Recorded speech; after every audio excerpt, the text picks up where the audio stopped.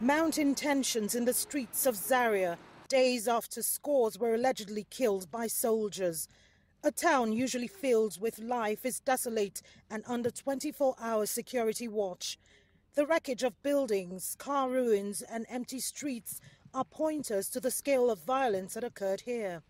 The army had sent in tanks, leaving this wreckage and rubble from the buildings they had brought down. Properties belonging to the head and members of the Shiite sect. Pandemonium had broke out last weekend when the sect clashed with the army. The results: deaths, injuries and a lockdown in the city. The army is counting dozens, while the Shiite members have been claiming several hundreds dead. Musa Gambo says he was lucky to have escaped alive, but sad that he lost many dear to him. Many like him who fled to Kaduna here have gone into hiding. Although he remains resolute on his beliefs, he worries that they could be living in constant danger. There's nobody whose father, mother or child is killed that would be happy. Never. This came as a shock and we're afraid for our lives. We're not happy, we're distressed and disturbed. But we realize that only God gives life and we put our trust in Him. The army spokesman accused the group of attempting to assassinate the army chief who was trying to make his way through a blockade mounted by the Shiite sect. But the group's spokesman says that the army's claims are untrue.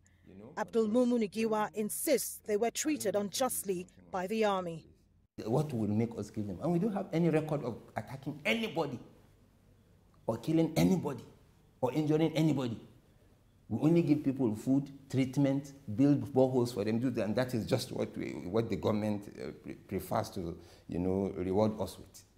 You need to see blood everywhere, corpses scattered everywhere, and they placed the entire area in a siege. Wounded and injured people were refused treatment. Some of them could have survived, but were allowed to die. Because if you go close to that place, the soldier will simply shoot you. There have been rising concerns that over the years, the Islamic movement in Nigeria has been radicalized. Such concerns are affirmed by security expert Darlington Abdullahi. But he thinks the situation could have been handled differently to reduce casualty. It seems that the group is already radical. I mean, you could see the number of the youths involved. And there's no doubt that a lot of those youths have been radicalized in some ways for them to be able to come out openly to confront the military. I mean, they have been emboldened. They have been, over time, I think they've gone through a lot of, let me say, training also to be able to carry out such acts, So that has been on. But the army, like I said, had to react, particularly when lives were being threatened, but like I said earlier, we needed to be careful in the application of force in such situations, just to minimize loss of lives.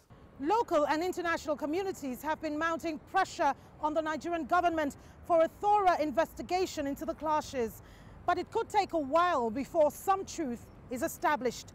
Relationship between the military and the sect hit rock bottom, with both sides telling different versions to what happened. The movement has been inspired by the 1979 revolution in Iran, and since then, its members have been growing steadily in Nigeria.